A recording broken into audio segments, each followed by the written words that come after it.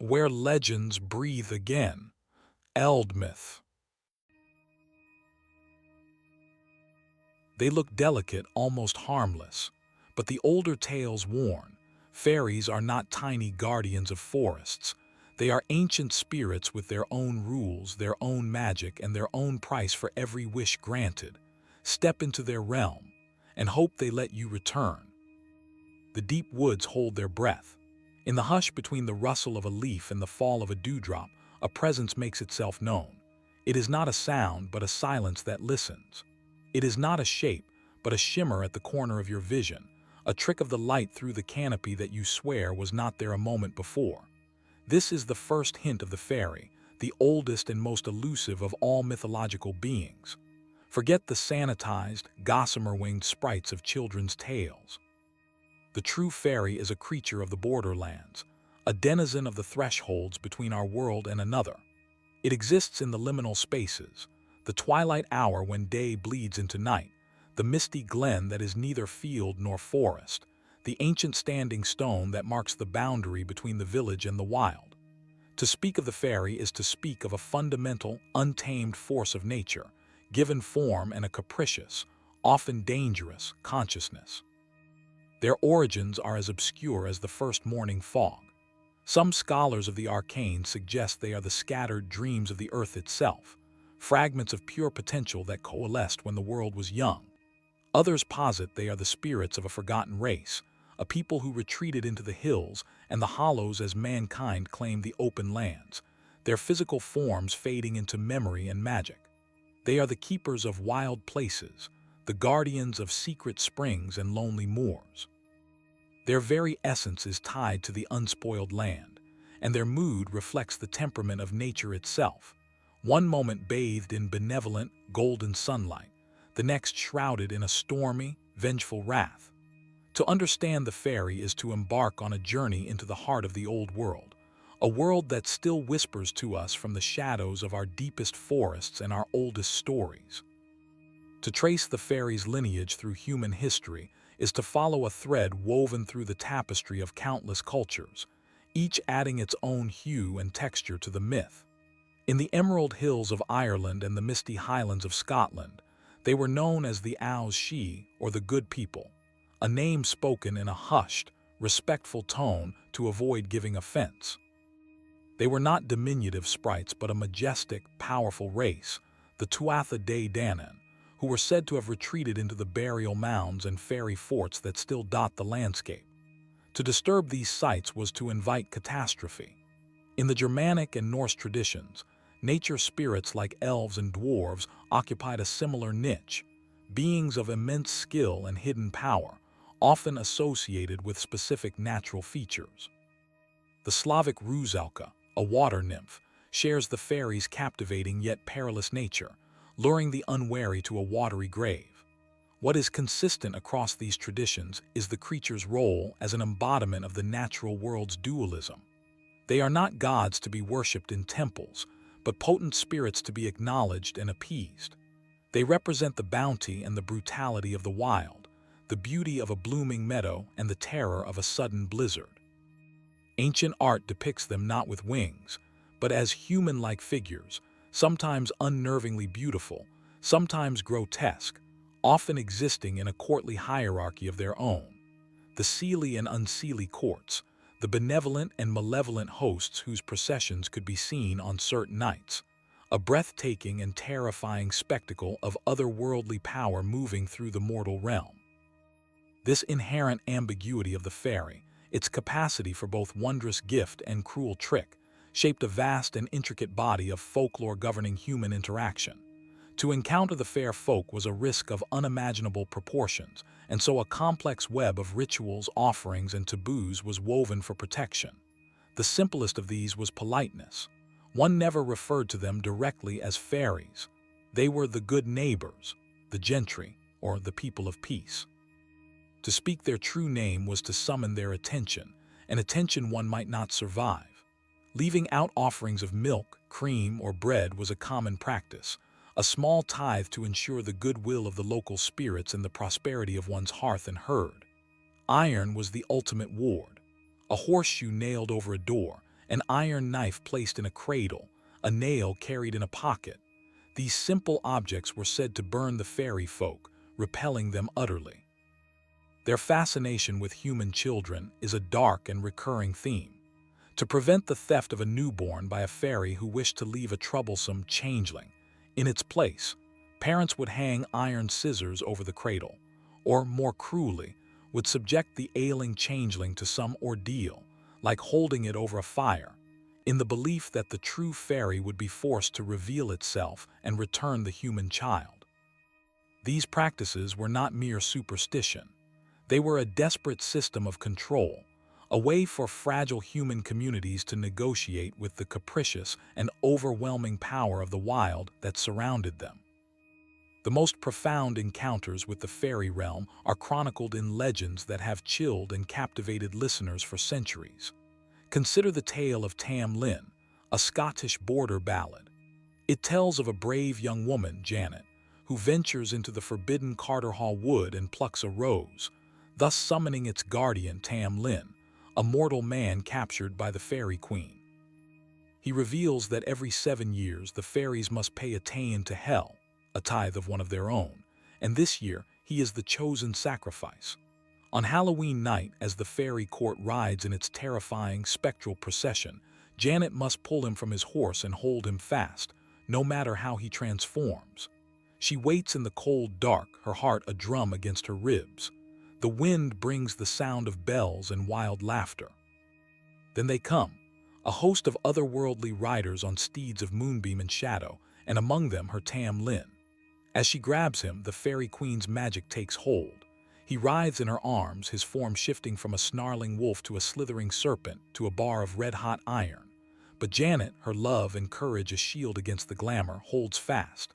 Finally, he is returned to his human form, naked and free. The enraged fairy queen acknowledges her loss with a curse, but the spell is broken. This story encapsulates the core peril and promise of the fairy realm. It can ensnare and transform, but with immense courage and purity of intent, its grip can be broken. Not all legends speak of rescue. Some speak of irrevocable loss and the seductive, timeless danger of fairyland. The story of Oisin and Tir na an Og is a poignant Irish tale of a hero who is taken by the beautiful fairy queen, Niamh of the golden hair, to the land of youth. Tir na an Og is a paradise where time stands still, where there is no death, no sorrow, only music and feasting and love. Oisin lives there with Niamh for what feels like 3 blissful years, but a homesickness gnaws at him. He longs to see his mortal family and his fellow warriors, the Fianna. Niamh reluctantly lets him go, lending him her white fairy steed, but she gives him one unbreakable command. He must not let his feet touch the soil of Ireland. He returns to find his homeland utterly changed. 300 years have passed in the mortal world. His father's fort is a ruin, his comrades are dust and legend. Overwhelmed with grief, he sees some men struggling to lift a great stone. Leaning from his saddle to help them, his grip slips, and he falls to the ground. The moment he touches the earth, the centuries he evaded crash down upon him. The beautiful young hero withers instantly into an ancient, blind old man. The white fairy horse vanishes, leaving him alone in a world he no longer recognizes. This myth is a powerful warning about the cost of fairy gifts and the fundamental incompatibility of mortal and immortal realms. Time, for humans, is a river that flows in one direction. To step out of it is to be lost forever. The fairies' relationship with humanity is not solely defined by theft and trickery. There are older, deeper bonds that speak of a symbiotic guardianship. In many rural traditions, certain families were known to have a fairy fetch or a familiar, a spirit that would bring them luck in hunting, protect their livestock from disease, or even whisper secrets of healing herbs. These alliances were often sealed with a pact, sometimes spanning generations, and were treated with the utmost seriousness. The brownie of Scottish and Northern English lore is a prime example, a solitary, helpful fairy who would attach itself to a household. By night, it would perform chores, mending tools, sweeping floors, churning butter. The payment for this service was not gold but respect. A bowl of cream or a piece of cake left by the hearth was the expected offering. To offer clothing or to publicly thank the brownie was a grave insult, causing it to leave, often after enacting a spiteful prank. This dynamic illustrates a key principle. The fairy demands acknowledgement on its own terms. It exists in a balance of power with humanity, a balance easily upset by human greed, pride, or ignorance. They are the unseen partners in the struggle for survival, the hidden hands that can tilt the scales towards bounty or blight, and their favor is as fragile as a spider's web. As the world shifted from the agricultural to the industrial, the nature of the fairy myth began to transform. The Enlightenment, with its emphasis on reason and science, pushed such beings into the realm of childish fancy. The harsh, often terrifying creatures of folk memory were sanitized and diminished. In the Victorian era, they were shrunk to tiny, harmless sprites with insect wings, popularized by artists who depicted them as cherubic playthings. This was a reflection of a changing relationship with nature itself. The wild was no longer an immediate, threatening force to be appeased, but a nostalgic retreat to be enjoyed. The fairy was tamed, stripped of its power and peril, and made safe for nursery tales. Yet the older, darker version never truly vanished. It retreated into the soil of our collective unconscious, waiting to be rediscovered. In modern fantasy literature and film, we see a powerful resurgence of the original fairy. J.R.R. Tolkien's elves, with their terrible beauty, immense power, and alien morality, are a direct descendant of the Aos-She. In contemporary dark fantasy, fairies are once again portrayed as dangerous, amoral, and powerful beings, their glamour a weapon and their favor a deadly prize.